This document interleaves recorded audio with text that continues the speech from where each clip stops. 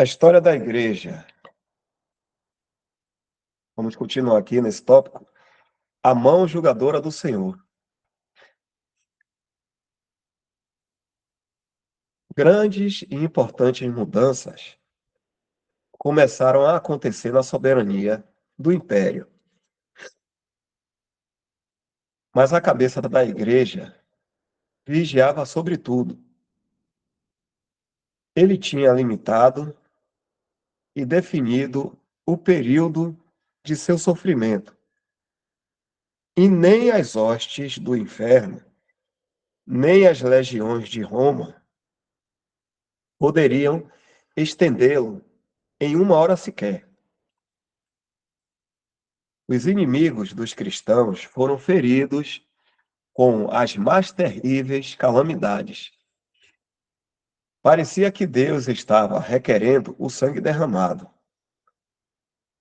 Galério, o verdadeiro autor da perseguição, no 18º ano de seu reinado e no 8º da perseguição, expirou de uma enfermidade repugnante,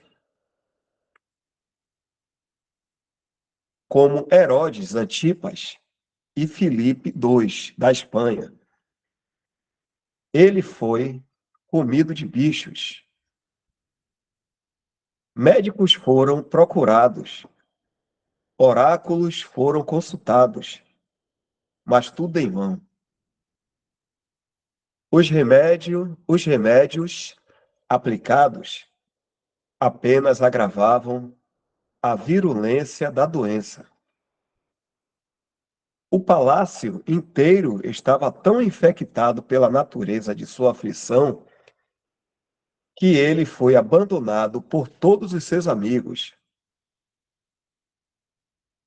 As agonias que ele sofreu o forçaram a clamar por misericórdia e também por um sincero pedido para que os cristãos intercedessem pelos sofrimentos do imperador em suas súplicas ao seu Deus.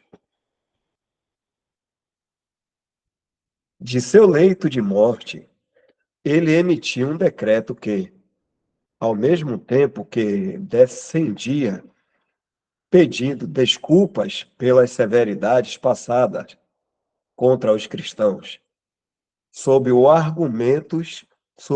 argumentos falaciosos de respeito pelo bem-estar público e unidade do Estado. Também admitia plenamente a total falha das severas medidas para a supressão do cristianismo e estabelecia a liberdade e exercício público da religião cristã. Se algum irmão quiser comentar, só interromper, viu?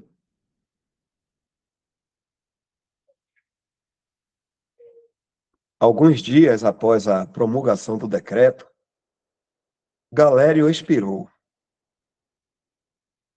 Por cerca de 6 meses, as misericórdias ordens desse decreto foram seguidas, e um grande número foi libertado das prisões e das minas.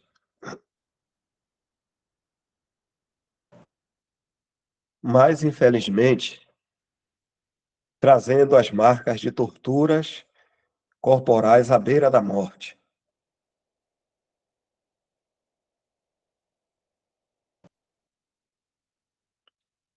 Esta breve cessação da perseguição mostrou, ao mesmo tempo, seu temível caráter e alarmante extensão.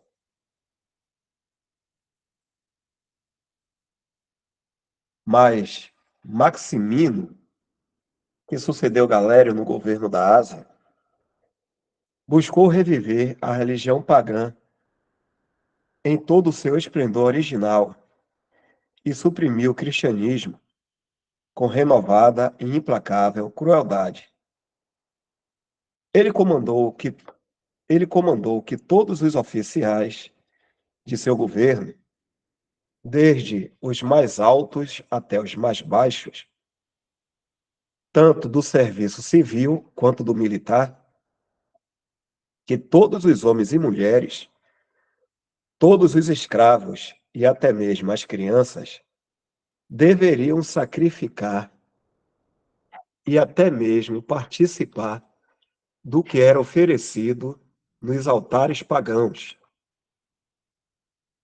Todos os legumes e provisões no mercado deveriam ser aspergidos com a água e o vinho utilizados nos sacrifícios, para que os cristãos fossem assim forçados ao contato com as ofertas idólatras.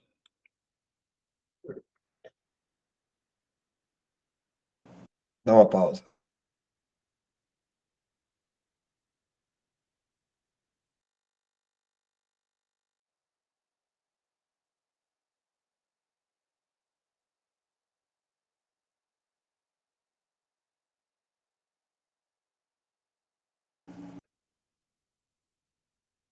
Novas torturas foram inventadas e torrentes frescas de sangue cristãos fluíram em todas as províncias do Império Romano, com a exceção da Gália.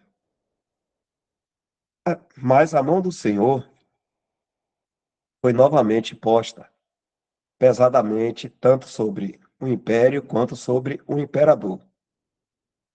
Todo tipo de calamidade prevaleceu: opressão, guerra, pestilência e fome despovoaram as províncias asiáticas. Ao longo dos domínios de Maximino, as chuvas de verão não caíram. Uma fome desolou todo o Oriente.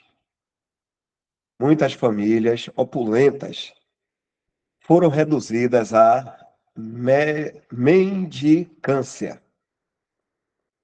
e outras venderam seus filhos como escravos. A fome foi acompanhada de suas usuais pestilências. Pústulas surgiram sobre todo o corpo daqueles atingidos pela enfermidade, mas especialmente sobre os olhos, de modo que multidões se tornaram cegas, impotentes e incuráveis. Todos desanimavam, e todos os que conseguiam fugiam das casas infectadas, de modo que miríades foram deixadas a perecer em um estado de abandono absoluto. Os cristãos, movidos pelo amor de Deus em seus corações, começaram a exercer os bondosos ofícios da humanidade e misericórdia. Eles cuidavam dos vivos e decentemente enterravam os mortos. O medo caiu sobre todos. Os pagãos concluíram que suas calamidades eram uma vingança do céu por perseguirem seu povo favorecido.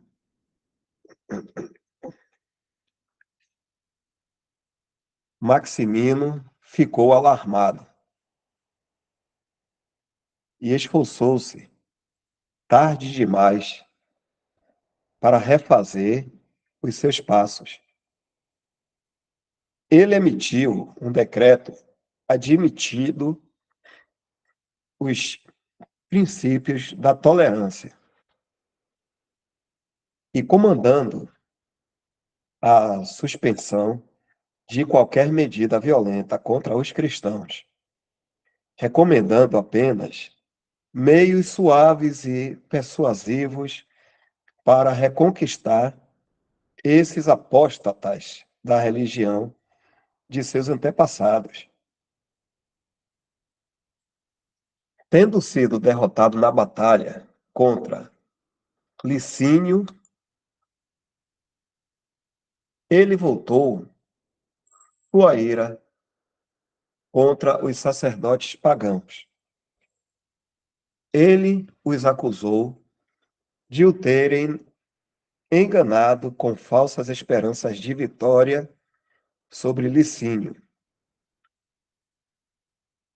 e do Império Universal no Oriente. E então vingou seu desapontamento por meio de um promíscuo massacre de todos os sacerdotes pagãos ao seu alcance.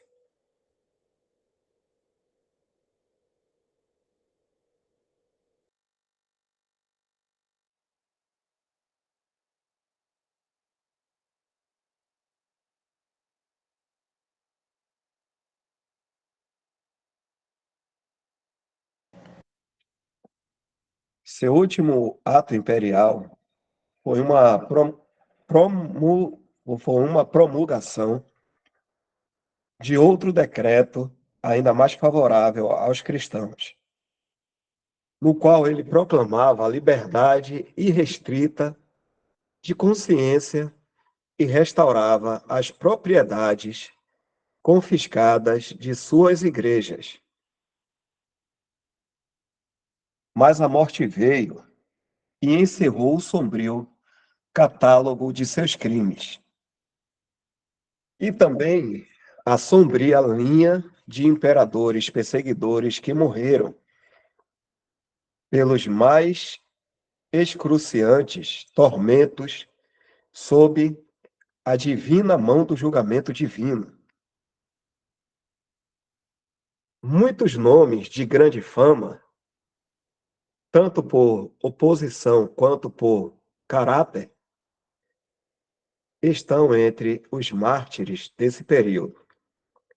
E muitos milhares desconhecidos e despercebidos na terra, mas cujo registro está nas alturas, e cujos nomes estão escritos no livro da vida do Cordeiro.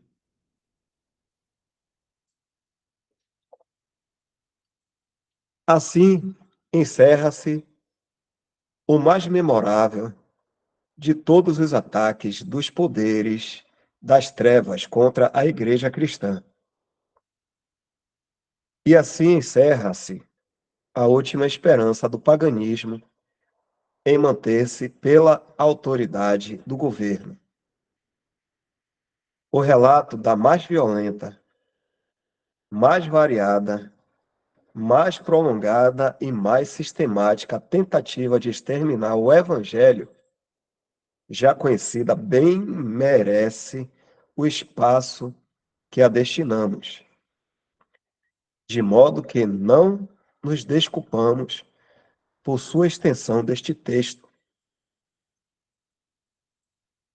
Vimos o braço do Senhor erguido de modo gracioso e solene para castigar e purificar a sua igreja, para demonstrar a imperecível verdade do cristianismo e para cobrir com eterna vergonha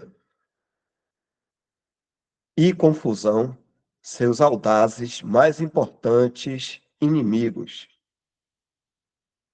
Como Moisés, podemos exclamar: e eis que a sarça ardia no fogo, e a sarça não se consumia. E Moisés disse: agora me virarei para lá, e virei esta grande visão, porque a sarça não se queima. E vendo o Senhor que se virava para ver, bradou Deus a ele do meio da sarça. Êxodo 3, versículos de 2 a 4. Assim vemos o porquê da sarça não se queimar, ou o porquê de Israel não ter sido consumido no Egito, ou o porquê da igreja neste mundo não ter sido exterminada. Deus estava no meio da sarça. Ele está no meio de sua igreja. Ela é a habitação de Deus pelo Espírito. Além disso, Cristo disse claramente, referindo-se a ele mesmo em seu exaltado poder e glória: sobre esta pedra edificarei a minha igreja, e as portas do inferno não prevalecerão contra ela. Mateus 16, 18.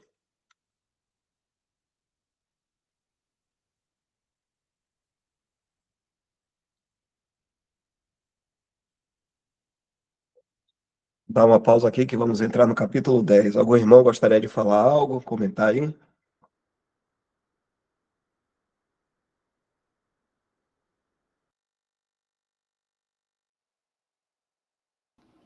Né, só achei interessante aí a passagem que foi falada aí, né, dos cristãos naquela época ali, quando teve a praga, alguma praga, não foi isso?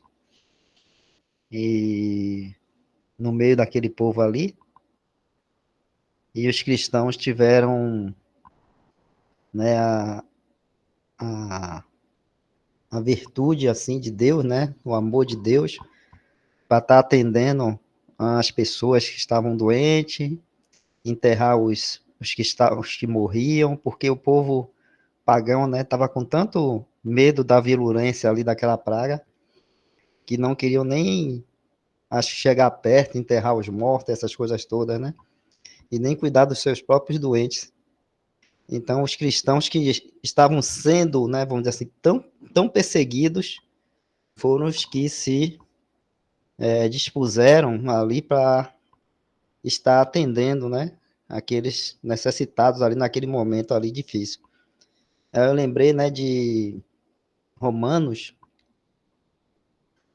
eu não me lembro se é 13 ou 14, quando ele fala que se teu inimigo te pedir comida, né, ou é bebida, alguma coisa, né, dá-lhe beber, assim montorar as brasas vivas em sua cabeça. Deixa eu ver aqui, vou falar direito onde é que tá.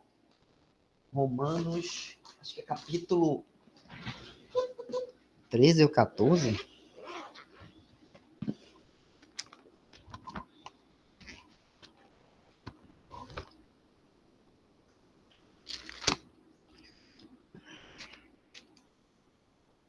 Romanos 12, 20. Vamos ler do 19, né? 18, aliás. Fala assim, ó, se for possível, quanto estiver em vós, tende paz com todos os homens. Então, só lembrando que os cristãos estavam sendo perseguidos ali naquele momento, né? Mas a palavra está dizendo aí para ter paz com todos os homens. Eu acho que isso inclui também aqueles que estavam perseguindo ou poderiam perseguir a gente, né?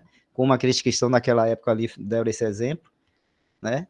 Os que estavam perseguindo eles não retribuíam, vamos dizer assim, se organizando para uma luta de resistência, não.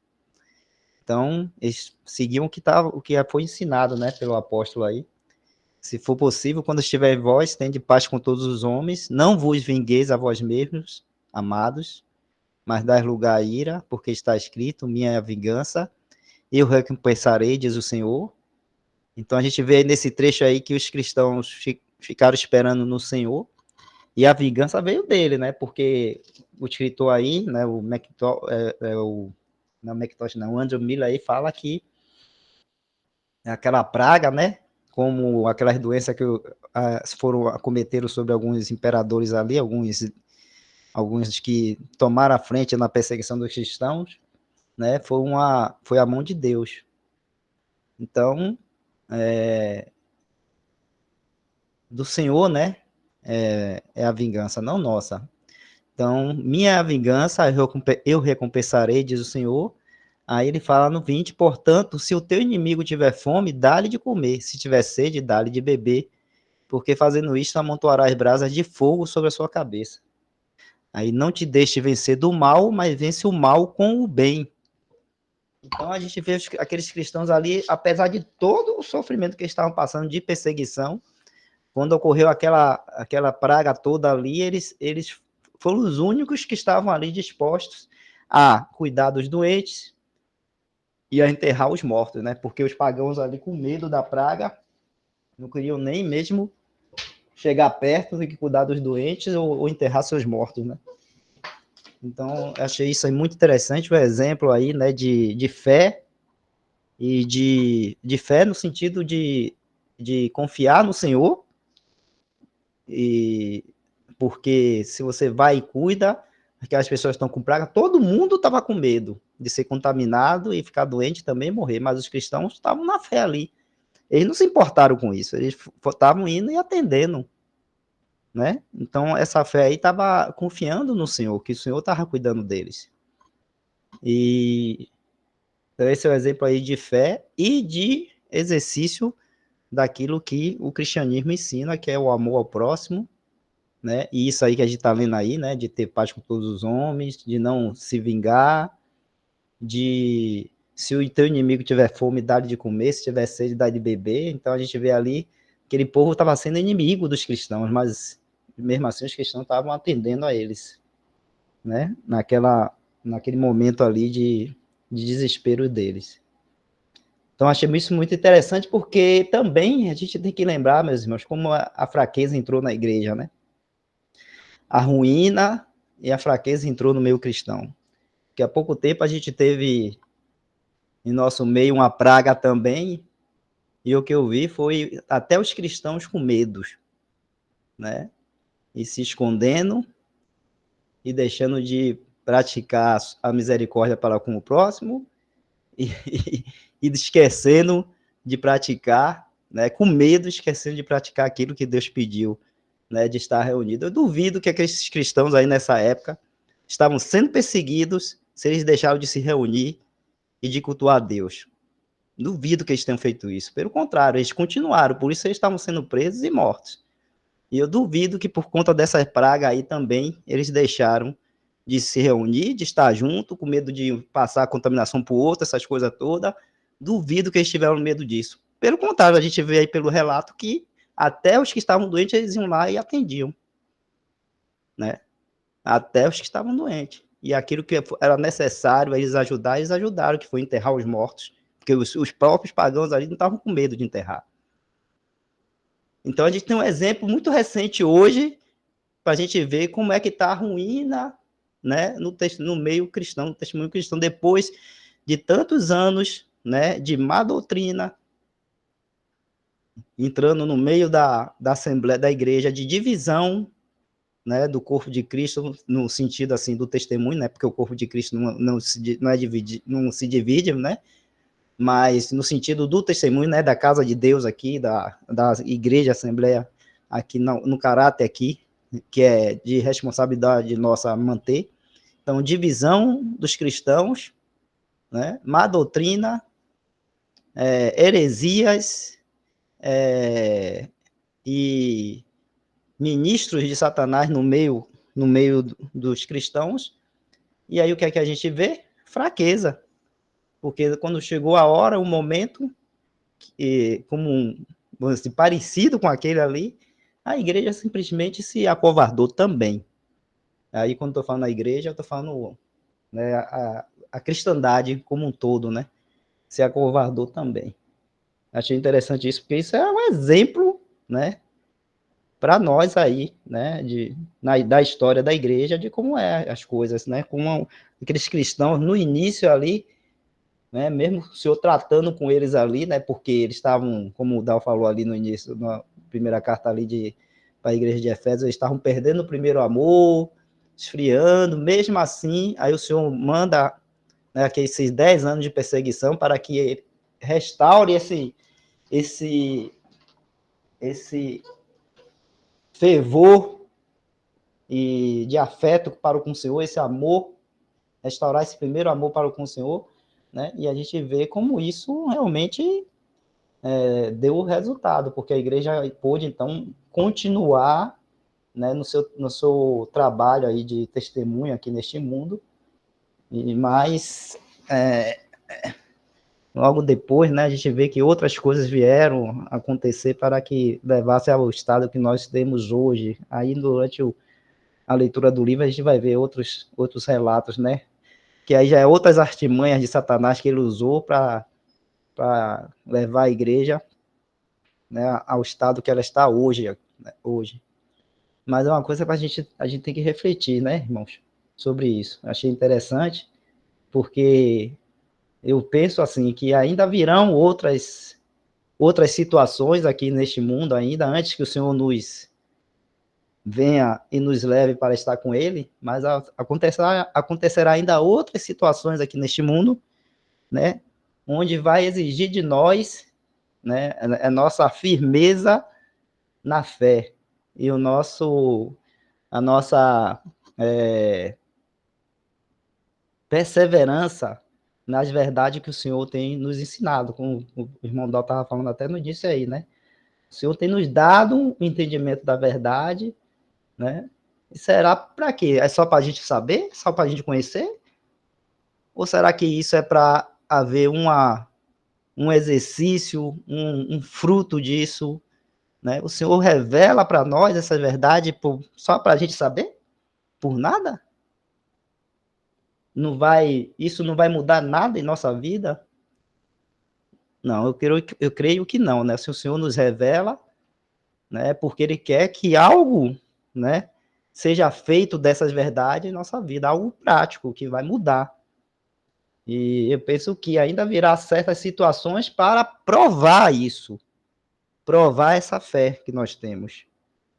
Né, no sentido de que se a gente recebeu essas revelações, essas coisas mais elevadas, vai ter muitas situações para nos provar e ver se realmente a gente aprendeu do Senhor, apreendeu, não só aprendeu, mas aprendeu, ou seja, tomamos esse conhecimento para nós e o colocamos em prática. Isso é aprender, né? Não só aprender, mas aprender, né?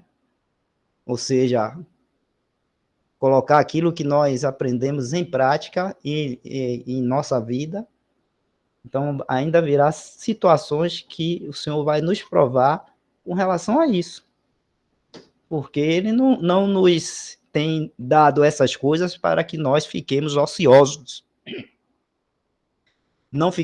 Ele não tem nos dado essas verdades para que nós fiquemos ociosos ou nos acovardemos diante, né, da, da tribulação, ou nos acovardemos diante das ações do inimigo, né? E aqui eu não estou falando no sentido de que a gente vai lutar contra Satanás, mas que a gente vai, se conforme está lá em Efésios 6, estar firmes no Senhor e resistir a Satanás, como está escrito também lá em Pedro, né? 2 Pedro. Resistir a Satanás, que está ao nosso derredor como um leão que brame, né? Então, é nesse sentido, a gente não ser ociosos, né? E estarmos prontos, né? Para o que vem ainda por aí para provar a nossa fé. Só isso aí, Dal.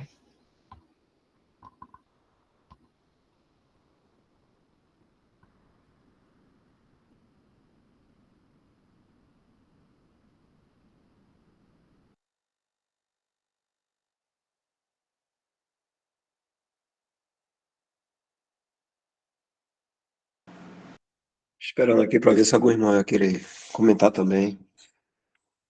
Eu voltei nesse versículo aí, porque ele é interessante, né? A gente vê aí que eles poderiam,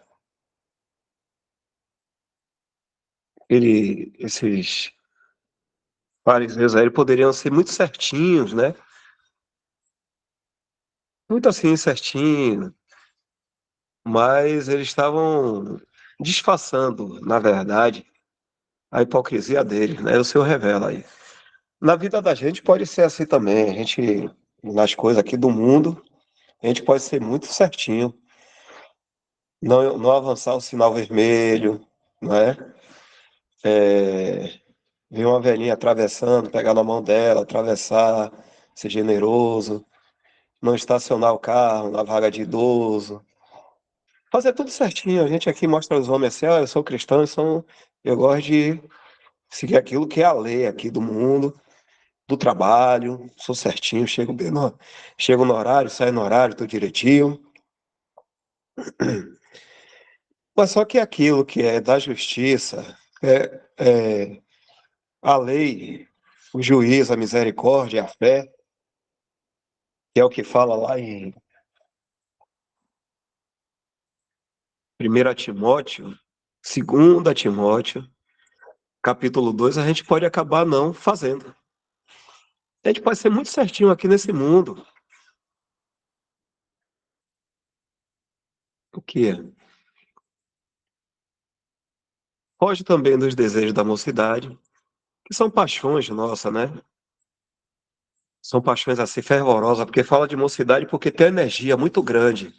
Mas um velho também pode ter esses desejos de moço, essas paixões nossas aqui desse mundo, seja o que for. Pode ser trabalho, pode ser estudo, tá querendo ser alguma coisa, né? Tanto no trabalho, ou alguma outra área. Essas são paixões que a gente tem aqui. E segue, e segue a justiça, a fé, a caridade e a paz com os que, com um coração puro, invocam o nome do Senhor. Invocam o Senhor. Invocam o Senhor. Então a gente pode ser muito certinho aqui nesse mundo, mas pode deixar de estar seguindo a justiça, a fé, a caridade e a paz com os que não é seguir esses daqui, que é muito importante, não é seguir essas pessoas, mas seguir junto com eles a justiça, a fé, o amor, né? E a paz. A gente tem que procurar prestar muita atenção no que como nós agimos aqui nesse mundo. Porque não adianta ser somente certinho no trabalho, certinho no nosso relacionamento na família, tudo certinho, né, na vizinhança. É bom sim, isso é ótimo, é um bom testemunho. Mas o Senhor quer também de nós é, adoração e louvor, de uma forma coletiva. Até aqui, irmãos, eu acho que vou voltar aqui no texto.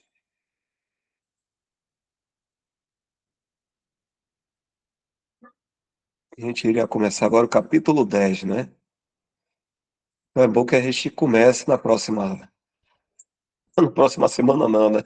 Acho que até o Jefferson me lembrou, né? Que é amanhã. Não é, Jefferson? Na próxima semana não, é amanhã. A gente segue amanhã nesse capítulo aqui.